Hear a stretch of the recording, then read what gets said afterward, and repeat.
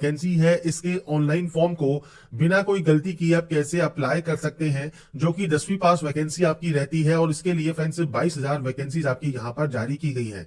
Apply करने की जो प्रोसेस है स्टेप बाय स्टेप मैं आपको यहाँ पर जानकारी प्रोवाइड करने वाला हूँ, क्या क्या डिटेल्स आपको फिल करनी है, साथ में आप पेमेंट कैसे कर सकते हैं, फोटोग्राफ एंड सिग्नेचर कैसे आप अपलोड कर सकते हैं, इन सभी डिटेल्स के बारे में हम बात करेंगे इस वीडियो में। और इससे रिलेटेड जानकारी आप इसकी ऑफिशियल वेबसाइट पर और jobrasa.com पर जाकर चेकआउट कर सकते हैं। लिंक आपको वीडियो डिस्क्रिप्शन का इंटरफेस ओपन होगा, जहां पर आपसे कहेगा कि 2024 या 25 में जो सीएन इशूड हुए थे आरआरबी के द्वारा, अगर आप पहले से रजिस्टर कर चुके हैं तो आपको दोबारा से रजिस्ट्रेशन करने की जरूरत नहीं है। अगर आप पहली बार रजिस्ट्रेशन कर रहे हैं तो ही आप इस ऑप्शन का यूज करेंगे, बाकी आप डायरेक्टली लॉग इन कर सकते हैं। अगर आप पहली बार रजिस्ट्रेशन कर रहे हैं तो रजिस्ट्रेशन करने के लिए सबसे पहले नेशनलिटी सेलेक्ट कीजिए। इसके बाद कुछ बेसिक जानकारी आपको एंटर करनी है, मैं आपको यहाँ पर सिर्फ डेमो शो कर रहा हूँ। सबसे पहले आप यहाँ पर एंटर करेंगे आपका पूरा नाम, और इसके बाद आप यहाँ पर इसे रीटाइप भी करेंगे। इसके बाद आता है आपका यहाँ पर आपने कभी अपना नाम कभी चेंज किया है तो आप यहाँ पर यस कर सकते हैं। आपके पास गैजेट नोटिफिकेशन होनी चाहिए लीगल आपके नेम चेंज करने की, तो अपना नाम चेंज किया हुआ आप दे सकते हैं। यहाँ पर जो नाम आएगा वो आपके 10th के मार्कशीट या सर्टिफिकेट के अकॉर्डिंग ही आएगा। अगर आपने अभी तक अपना कोई नाम चेंज नहीं किया है सिंपली नो कर सकते हैं। इसके बाद है डेट ऑफ बर्थ, तो इस कैलेंडर पर जाइए, आपकी जो भी डेट ऑफ बर्थ है वो आप सेलेक्ट कर सकते हैं और यहाँ पर आपको आपकी डेट ऑफ बर्थ टाइप करना होगा। इसके बाद आपका जेंडर ऑप्शन है, जेंडर को सेलेक्ट कीजिए। आपका फादर नेम और मदर नेम आपको देना है, आपकी पर्सनल इंफॉर्मेशन है जो कि आप प्रोवाइड करेंगे। ऐसे ही आपकी मेल एड्रेस आपको देना है, मोबाइल नंबर देना है, और ध्यान रखिएगा ये आपके एक्टिव एंड वैलिड होने चाहिए, क्योंकि जब आप जनरेट ईमेल ओटीपी करेंगे तो आपकी मेल आईडी पर और आप मोबाइल ओटीपी करेंगे तो मोबाइल नंबर पर एक ओटीपी आएगी, वो ओटीपी आपको सिंपली यहाँ पर टाइप करना होगा। इसके बाद आता है वेरिफिकेशन। अब वेरिफिकेशन फ्रेंड्स आप डिजी लॉकर के माध्यम से कर सकते हैं या आधार कार्ड के माध्यम से करना चाहें तो आप आधार कार्ड के माध्यम से कर सकते हैं। आपके 12 डिजिट का आधार कार्ड नंबर दीजिए, गेट आधार ओटीपी कीजिए, तो आपके आधार कार्ड पर रजिस्टर मोबाइल नंबर है उस पर एक ओटीपी आएगा, वो ओटीपी यहाँ पर डालकर आप वेरीफाई कर सकते हैं। इसके बाद आपको यहाँ पर सिंपली कंफर्म करना है। कंफर्म करने के बाद आपको एक पासवर्ड क्रिएट करना है। पासवर्ड कैसा होना चाहिए, पासवर्ड में देखिए capital letter, small letter, special character और नंबर्स आपके होना जरूरी है। तो आप यहाँ पर फ्रेंड्स देखिए इस तरह का जो पासवर्ड है वो क्रिएट कर सकते हैं। मैंने आपके सामने एक डेमो शो कर दिया है पासवर्ड का, तो कुछ इस तरह का पासवर्ड आप यहाँ पर क्रिएट कर लेंगे। पासवर्ड यहाँ पर क्रिएट करने के बाद आपको friends I am not a robot पर क्लिक करना है और preview and create an account कर लेना है, जिससे आपका जो अकाउंट है वो क्रिएट हो जाएगा। अब ये तो कंडीशन हो गई कि अगर आपने आज तक रजिस्ट्रेशन नहीं किया है, आप अपना रजिस्ट्रेशन कुछ बेसिक स्टेप के साथ कंप्लीट कर सकते हैं। पर अगर आप पहली बार रजिस्ट्रेशन कर रहे हैं तो आप लॉग इन हियर वाले ऑप्शन पर क्लिक करेंगे। आधार कार्ड के साथ या आपके आरआरबी अकाउंट के साथ आप लॉग इन कर सकते हैं। आपके मोबाइल नंबर को एंटर कीजिए, आपके पासवर्ड को एंटर कीजिए, I am not a robot पर क्लिक कीजिए और लॉग इन कर लीजिए। और मान लीजिए आप पासवर्ड भूल गए हैं तो फॉरगेट पासवर्ड का ऑप्शन भी है। अपने mobile number and date of birth के साथ आप अपना जो पासवर्ड है वो दोबारा से यहाँ पर रीजनरेट कर सकते हैं। इसके बाद आपको सिंपली यहाँ से लॉग इन करना होगा। लॉग इन करने के बाद फ्रेंड्स 2 फैक्टर ऑथेंटिकेशन आपके सामने ऑप्शन आ जाता है। तो यहाँ पर फ्रेंड्स आपको अब आपका ऑथेंटिकेशन करना है। तो आपके फ्रेंड्स से मोबाइल नंबर पर या मेल एड्रेस पर आप ओटीपी मंगवा सकते हैं, वो ओटीपी आपको सिंपली यहाँ पर टाइप करना है और उसके बाद यहाँ से लॉगिन एप्लीकेशन वाला ऑप्शन मिलेगा। यहाँ पर देखिए आपको फ्रेंड्स वेरियस पोस्ट देखने को मिल जाती है लेवल 1 के लिए, जिसके लिए आपको लास्ट डेट और स्टार्टिंग डेट आपको देखने को मिल जाएगी। अब सबसे पहले आपको यहाँ पर सेलेक्ट करना होगा आरआरबी। आप यहाँ से जिस भी आरआरबी में सेलेक्ट करना चाहें, अप्लाई करना चाहें, आप उसे सेलेक्ट कर सकते हैं। आप इन दोनों ऑप्शंस को टिक करेंगे कि आपने सीएन जो कि नोटिफिकेशन है वो ध्यान से पढ़ लिया है। इसके बाद आप नेक्स्ट स्टेप पर क्लिक करेंगे। नेक्स्ट स्टेप पर आने के बाद फ्रेंड्स अब आपको यहाँ पर कुछ बेसिक जानकारी फिल करनी है, जिसमें सबसे पहले रहेगा मैरिटल स्टेटस, इसके बाद आपका रहेगा रिलीजन, इसके बाद है आपकी मदर टंग, आप यहाँ से सेलेक्ट कर सकते हैं। आपका चॉइस ऑफ लैंग्वेज, आप किस लैंग्वेज में अपना एग्जाम कंडक्ट कराना चाहते हैं वो आप देंगे। आपका परमानेंट विजिबल मार्क, मतलब जैसे कोई भी कट का निशान है, कोई मोल है, कोई बर्न का निशान है आपके चेहरे पर, हाथ पर, पैर पर, आप उसकी जानकारी दे सकते हैं। इसके बाद आता है कम्युनिटी। अब देखिए जनरल कैटेगरी में कोई ऑप्शन आपका फर्दर ऑप्शन नहीं आता है। अगर आप आते हैं मान लीजिए ओबीसी कैटेगरी में, तो आपसे कहता है कि एससी एसटी ओबीसी के लिए सेंट्रल गवर्नमेंट का सर्टिफिकेट आपके पास होना चाहिए। आप यहां पर आई अंडरस्टैंड करेंगे। आपके पास नॉन क्रिमिलियर सर्टिफिकेट होना जरूरी है और ध्यान रखिएगा 1/4/2025 के बाद का और क्लोजिंग डेट से पहले का आपके पास सर्टिफिकेट होना जरूरी है। इसके बाद आपको कास्ट का नाम देना है, आपकी जाति का नाम देना है, आपका कम्युनिटी सर्टिफिकेट नंबर देना है, इशुइंग अथॉरिटी कौन सा है वो आपको सेलेक्ट करना होगा और उसके बाद किस स्टेट या यूटी से ये आपका इशू हुआ है और आपका सर्टिफिकेट इशू डेट क्या है वो आपको यहाँ पर प्रोवाइड करना है। आपके अकॉर्डिंग जो भी आप डेट यहाँ पर सेलेक्ट करना चाहते हैं वो अपने अकॉर्डिंग आप यहाँ पर सेलेक्ट कर सकते हैं।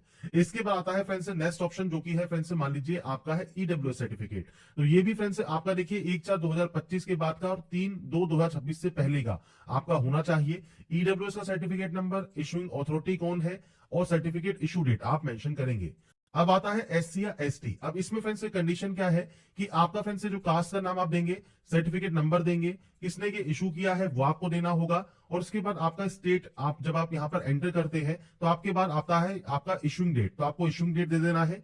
इसके बाद आता है फ्री ट्रेवलिंग पास, आपको चाहिए नहीं चाहिए। अगर आपको फ्री ट्रेवलिंग पास चाहिए तो आप यस कर सकते हैं।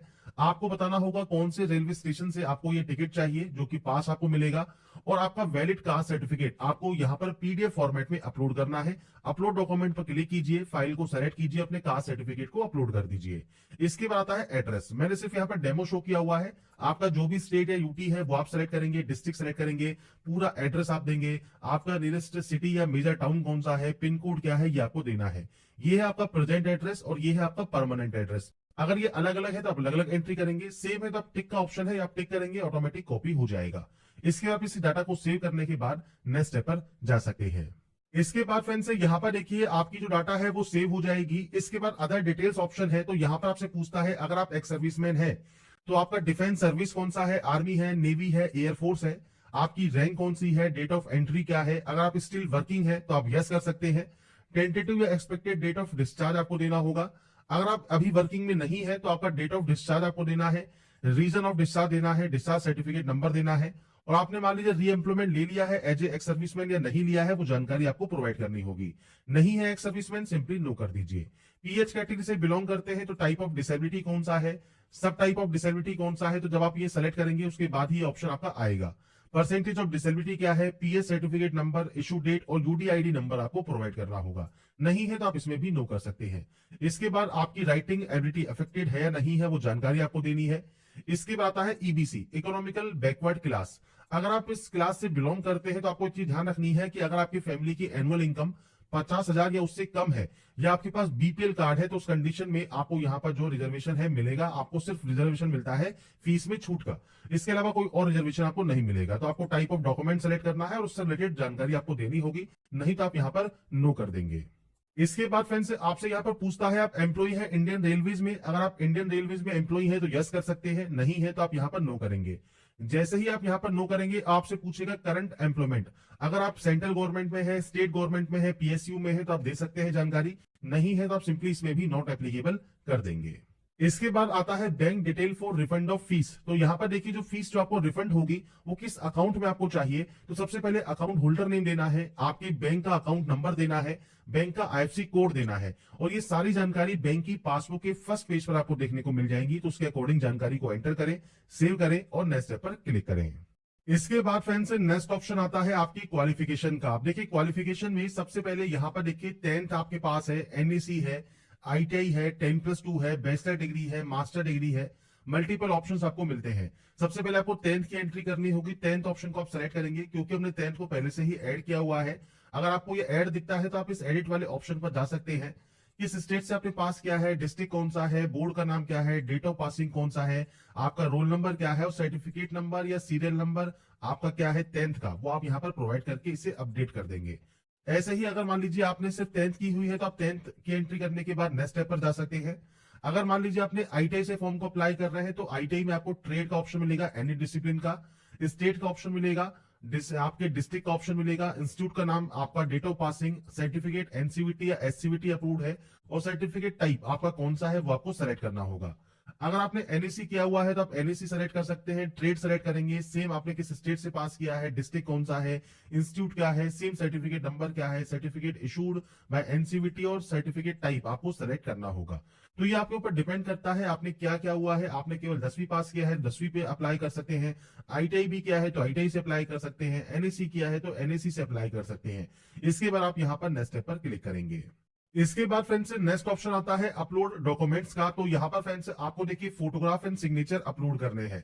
अब यहाँ पे ध्यान रखिएगा, जो फोटोग्राफ आप अपलोड करते हैं वो दो तरीके से करेंगे। आप या तो लाइव इमेज आप कैप्चर कर सकते हैं वेब कैमरा के माध्यम से, तो आपको यहाँ पर इस तरह का ऑप्शन मिलेगा कैप्चर लाइव इमेज का। और आपको पूछता है अगर आप ट्विन है तो आप यहाँ पर यस या नो कर सकते हैं। अगर ट्विन नहीं है तो कैप्चर लाइव इमेज पर क्लिक कीजिएगा। आपका जो वेब कैमरा है उसमें फ्रेंड्स इस तरह का जो एक लाल घेरा है, इसमें आपको फ्रेंड्स आपका जो चेहरा है वो आपको यहाँ पर रखना है और आपको फ्रेंड्स ब्लिंक करना है और उसके बाद आपको कैप्चर करना है आपकी लाइव फोटो। अब मान लीजिए आपके पास यहाँ पर वेब कैमरा नहीं है तो capture live image from mobile का ऑप्शन भी है। आप इस क्यूआर कोड को स्कैन करें और उसके बाद ओटीपी के माध्यम से लॉगिन करने के बाद आप अपना जो फोन से फोटोग्राफ है वो आप अपलोड कर सकते हैं। इसका भी प्रोसेस मैं आपको बताऊंगा। ऐसे ही सिग्नेचर का भी प्रोसेस है, जिसमें आपको यहाँ पर देखिए कहा गया है 30 से 49 केबी में आपका जो सिग्नेचर है वो होना चाहिए। 140 से 60 पिक्सल में आपका जो सिग्नेचर होना जरूरी है, तो ही वो यहाँ पर अपलोड होगा। अब कैसे अपने सिग्नेचर को आप चेंज कर सकते हैं, साइज को रिसाइज कर सकते हैं, इसके बारे में बात कर लेते हैं। तो सबसे पहले फ्रेंड्स आप गूगल पर imresizer.com पर आप जाइएगा। आप या कोई भी वेबसाइट आप यूज कर सकते हैं, जहां पर अपनी इमेज को सबसे पहले आप सेलेक्ट करें। इमेज को यहां पर सेलेक्ट करने के बाद आपको फ्रेंड्स यहां पर पिक्सल ही सेलेक्ट करना है। पिक्सल सेलेक्ट करने के बाद विड्थ और हाइट आपको सेट करनी है। अब यहां पर देखिए विड्थ कितनी है, आपकी कही है 140 और हाइट है 60। तो आपको करना क्या है, यहाँ पर विड्थ एंटर करनी है और उसके बाद आपको यहाँ पर हाइट जो है एंटर करना है और उसके बाद आपको जेपीजी या जेपीजी फॉर्मेट में आप इसे यहां से डाउनलोड कर सकते हैं। इसके आपकी जो इमेज है वो डाउनलोड इमेज यहां पर हो जाएगी, पर जो ये इमेज डाउनलोड होगी उसका साइज रहेगा केवल 2 केबी। अब 2 केबी में आप इसे अपलोड नहीं कर सकते, तो आपको करना क्या है, आपको फ्रेंड्स यहाँ पर देखिए PI7 की जो इमेज टूल है इस पर आप जा सकते हैं और इसमें फ्रेंड्स आप क्लिक करेंगे इस वेबसाइट पर, आपको मल्टीपल जो ऑप्शंस है वो आपको यहाँ पर मिल जाएंगे। आप यहाँ पर देखिए रिसाइज कर सकते हैं सिग्नेचर को, रिड्यूस कर सकते हैं इमेज साइज को, इंक्रीज कर सकते हैं इमेज साइज को।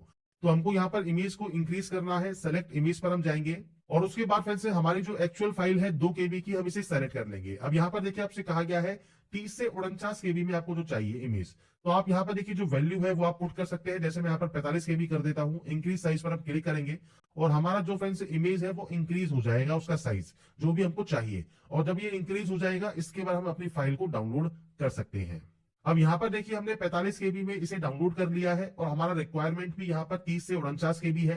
ब्राउज पर क्लिक कीजिए और उसके बाद फ्रेंड्स देखिए मैंने यहाँ पर अभी फाइल का नेम जो है वो चेंज नहीं किया है, क्योंकि हमने imresizer वाली वेबसाइट यूज किया था और एक PI7 वाला यूज किया था। तो मैं आपको ये शो कर रहा हूँ कि हम वही फाइल यहाँ पर अपलोड कर रहे हैं जिसको हमने अभी रिसाइज किया था और PI7 से उसका साइज बढ़ाया था। ये फ्रेंड्स यहाँ पर फाइल आपको जो रीनेम है वो आपको सबसे पहले कर लेना है। आप सिग्नेचर साइन जो भी नाम रखना चाहे वो रख लीजिएगा। मैं सिर्फ आपको यहाँ पर दिखाने के लिए बता रहा हूँ कि हमने वही फाइल यहाँ पर जो है यूज की है जिसको हमने रिसाइज किया है। इसके हम इस ग्रीन टिक पर क्लिक कर देंगे। इसके बाद देखिए फ्रेंड्स हमारा सिग्नेचर यहाँ पर अपलोड हो गया है, वही फाइल हमने अपलोड की थी तो वो सिग्नेचर हमारा यहाँ पर आ गया है। इसके बाद फ्रेंड्स अब हम बात करते हैं कैसे अब आपको यहाँ पर आपका जो फ्रेंड्स जो आपका लाइव इमेज है मोबाइल से वो आपको अपलोड करना है। सबसे पहले कैप्चर लाइव इमेज वाले ऑप्शन पर क्लिक कीजिए। आपके मोबाइल से सबसे पहले इस क्यूआर कोड को स्कैन कीजिए। इसके बाद फ्रेंड्स आपके मोबाइल पर आपका जो फ्रेंड्स डैशबोर्ड है आप लॉगिन कर लेंगे कि जब आप ओटीपी से वेरीफाई कर लेंगे तो आपके सामने कुछ इस तरह का इंटरफेस आ जाएगा, जहां पर आपको अलाउ करना होगा कैमरा को और कैमरा को अलाउ करने के बाद आप अपना कैमरा यूज कर सकते हैं।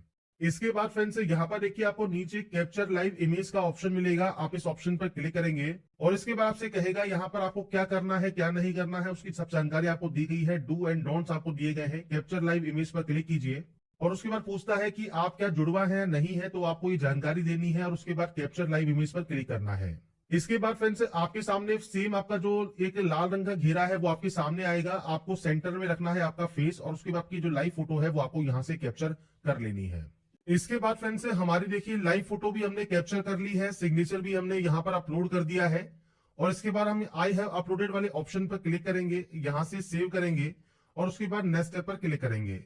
नेक्स्ट स्टेप पर आने के बाद अब हमारे सामने आती है एलिजिबल पोस्ट या जोन।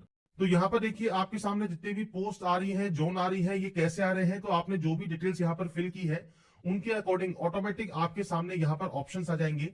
अब आपको यहाँ पर सेलेक्ट करना है आप किस पोस्ट को प्रेफरेंस यहाँ पर सबसे पहले देना चाहते हैं। तो ये आपके अकॉर्डिंग डिपेंड करेगा, आप यहाँ पर जो भी प्रेफरेंस देना चाहें वो आप अपने अकॉर्डिंग यहाँ पर दे सकते हैं। मैं सिर्फ यहाँ पर डेमो शो कर रहा हूँ, आपके अकॉर्डिंग जितने भी order of preference eligible post का आप देना चाहे वो आप दे देंगे। इसके बाद फ्रेंड्स यहाँ पर देखिए अब आपको यहाँ पर देखिए सबसे पहले I have excise and check my order of post preference वाले ऑप्शन पर आपको क्लिक करना है।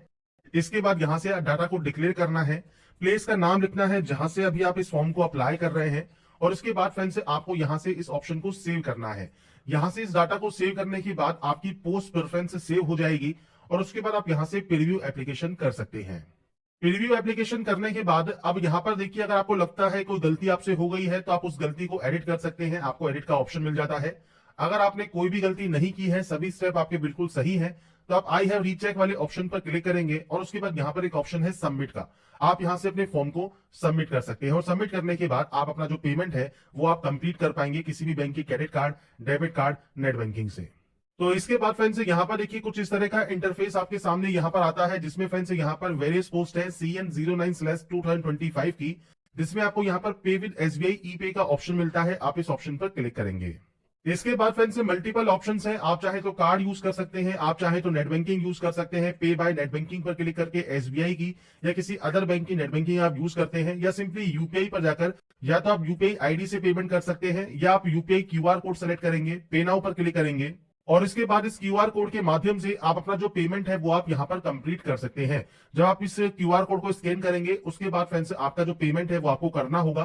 पेमेंट जैसे ही वेरीफाई होगा आपका फॉर्म फाइनल सबमिट हो जाएगा और आप अपना जो प्रिंट आउट है वो सेव या डाउनलोड करके अपने पास रख पाएंगे फ्यूचर यूज के लिए।